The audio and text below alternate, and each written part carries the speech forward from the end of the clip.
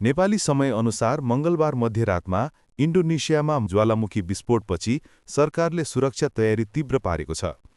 भूगर्भ विभागले ज्वालामुखी दुई पटक विस्फोट भएको र 6 देखि 7 किलोमिटर परसम्मका बासिन्दालाई सतर्क रहन अनुरोध गरेको थियो। अल जजिराका अनुसार ज्वालामुखी विस्फोटपछि करिब 10 किलोमिटर माथि आकाशसम्म खरानीका कणहरू उडेका थिए। सरकारले इन्डोनेसियाको पूर्वी फ्लोरेस टापुका बासिन्दालाई सतर्क रहन अनुरोध गरेको छ। ज्वालामुखी र भौगर्भिक जोखिममा काम गर्ने सरकारी निकायले सर्वसाधारणलाई नआतिन, सरकारी निर्देशन पालना गर्न र अपुष्ट हल्लाहरूलाई विश्वास नगर्न अनुरोध गरेको छ। रोयटर्सका अनुसार ज्वालामुखी विस्फोट भएको पहाड नजिकका गाउँका स्थानीयहरूलाई सुरक्षित स्थानमा सारिएको छ। गत जुलाईमा पनि यही ज्वालामुखी विस्फोट भएको थियो। त्यतिबेला 18 किलोमिटर माथिसम्म खरानीका कणहरू उडेका कारण बाली टापुको अन्तर्राष्ट्रिय विमानस्थलमा उडानहरू नै रद्द भएका थिए। इन्डोनेसियामा हाल 120 वटा भन्दा बढी सक्रिय ज्वालामुखी छन्।